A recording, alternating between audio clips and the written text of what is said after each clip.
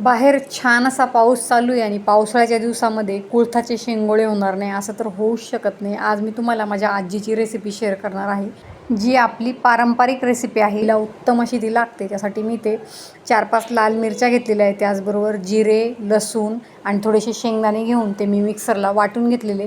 छान अशी बारीक पेस्ट आपल्याला त्याची वाटून घ्यायची आहे पाणी टाकून. आता इथे मी कुळीचं पीठ घेतलेलं आहे. काही ठिकाणी कुळथाला हुलगे देखील म्हणतात, आमच्या भागात हुलगे म्हणतात. तर ते पीठ मी एका ताटामध्ये काढून घेतलेले. चवीपुरतं आपल्याला त्यात मीठ टाकायचं आहे. आपण ही जी मिरचीचं वाटण करून घेतलेलं आहे ती मिरची आपल्याला यामध्ये टाकून घ्यायची. थोडीशी मिरची आपल्याला ठेवायची आहे, जी आपण नंतर फोडणीसाठी वापरणार आहोत. आता हे पिठामध्ये व्यवस्थित मिक्स करून घ्यायचं आहे आणि पाणी टाकून आपल्याला घट्टसर असा याचा गोळा मळून घ्यायचा आहे. हे जे शेंगोळे आहेत ते पावसाळ्याच्या दिवसामध्ये हमखास बनवले जातात, कारण त्यामध्ये जी उष्णता असते त्याने आपल्याला सर्दी खोकला होत नाही. सर्दी खोकला जर झाला तर तुम्ही हे कुळथाचे शेंगोळे नक्की बनवून खा. बघा तुम्हाला फरक वाटेल, कारण मस्त अशी उष्णता यामध्ये असते, त्यामुळे आपण या आजारांपासून दूर राहतो.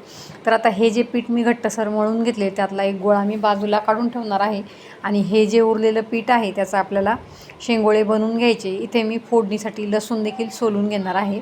हा आमचा घरचा मस्त असा गावरान लसूण आहे. गावरान लसणाला तिखटपणा जास्त असतो. हे बघा, या पद्धतीने मी आता लसूण सोलून घेतलेलं आहे. इकडे मी पातेल्यामध्ये तेल टाकून घेतलेले.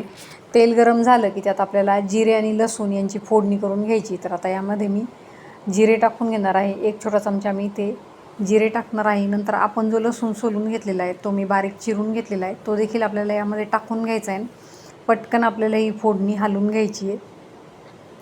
लसूणही मी यात टाकून घेणार आहे. आता या दोन्ही गोष्टी आपल्याला छान अशा परतून घ्यायच्या. नंतर आपण जी मिरची थोडीशी ठेवलेली होती मिक्सरच्या भांड्यामध्ये ती देखील आपल्याला यात टाकून घ्यायची आहे. तुम्हाला हवं असल्यास तुम्ही यात लाल तिखट देखील टाकू शकतात, पण ऑलरेडी मिरची तिखट असल्यामुळे मी इथे लाल तिखट टाकत नाही आहे. तुम्हाला थोडंसं तिखट हवं असेल तर तुम्ही इथे लाल तिखट टाकू शकता फोडणीमध्ये. आता यामध्ये आपल्याला पाणी टाकायचं आहे. पाणी टाकताना आपल्याला भरपूर असं पाणी टाकायचं आहे, म्हणजे मग ते शेंगोळे त्यामध्ये शिजतात. त्यांना शिजण्यास वेळ लागतो, त्यामुळे पाणी आपण साधारण 2 तांबे तरी टाकून घ्यायचे. चवीपुरतं आपल्याला यात मीठ टाकायचं आहे. चवीला खूप छान असे हे कुळथाचे शेंगोळे लागतात. तुम्ही ही रेसिपी नक्की ट्राय करायची आहे. आवडल्यास चॅनल देखील सबस्क्राईब करायचं आहे. अगदी पारंपरिक पद्धतीने तुम्हाला मी इथे रेसिपी दाखवत आहे. बनवायला खूप सोपी आहे. मोजकंच साहित्य या रेसिपीसाठी लागतं आहे. आता चवीपुरतं मीठ मी इकडे टाकून घेतलेलं आहे. हे व्यवस्थित मिक्स करून आपल्याला याला उकळी येण्यासाठी ठेवून घ्यायचं आहे. आता आपण शेंगोळे बनवायला घेऊया. तिथे मी पोळपाट घेतलेला आहे. पोळपाटाला आपल्याला थोडंसं तेल लावून घ्यायचं आहे, म्हणजे पीठ जे आहे ते खाली चिकटत नाही. आता पीठ पुन्हा आपल्याला व्यवस्थित मळून घ्यायचं आहे. या पद्धतीने मी आता पीठ मळून घेणार आहे. यातला थोडासा गोळा मी बाजूला काढून घेणार आहे आणि त्याचे आपल्याला शेंगोळे वळून घ्यायचे. हे शेंगोळे करताना थोडेसे पातळच करायचे, म्हणजे ते लवकर शिजतात. जास्त जाड केले तर ते शिजण्यास वेळ लागतो, म्हणून तुम्हाला जितके पातळ बनवता येतील तितके पातळ तुम्ही ते बनवून घ्यायचे. लॉंग असे मी ते बनवणार आहे. नंतर ते मधोमध कट करून घेणार आहे. तुम्ही हे राऊंड असे देखील करू शकतात, जिलबीच्या शेपमध्ये. काही ठिकाणी ते राऊंड शेपमध्ये देखील केले जातात. आता मी हे कट करून घेणार आहे आणि याच पद्धतीने संपूर्ण शेंगोळे मी इकडे बनवून घेणार आहे. किती पटापट ते बनवून तयार होत आहेत, तुम्ही बघतायत. अजिबात आपल्याला याला वेळ लागत नाही. चवीलाही ते अप्रतिम लागतात. बघा, या पद्धतीने मी संपूर्ण शेंगोळे वळून घेतलेले आहेत.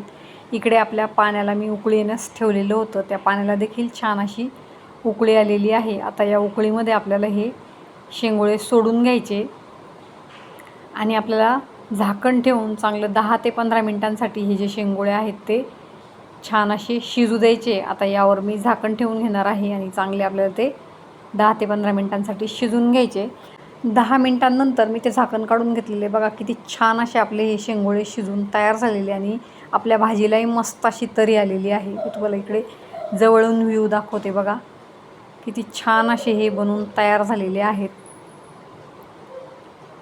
आता आपण काय करायचं आहे, आपण जे थोडंसं पीठ जे बाजूला ठेवलेलं होतं ते जे पीठ आहे त्यामध्ये आपण पाणी टाकून घ्यायचं आहे आणि याची आपल्याला मस्त अशी स्लरी बनवून घ्यायची. यामुळे आपल्या भाजीला घट्टपणा येतो. आता आपण पाणी भरपूर घातलेलं असल्यामुळे ग्रेव्ही खूप पातळ होते, तर ती दाटसर व्हावी म्हणून मग हे पीठ आपल्याला पाणी टाकून यामध्ये टाकून घ्यायचे आणि पुन्हा त्याला एक 5 मिनिटांसाठी छान अशी उकळी येऊ द्यायची. बघा आता मस्त असे आपले हे शेंगोळे बनून तयार झालेले आहेत. अगदी तोंडाला पाणी सुटले.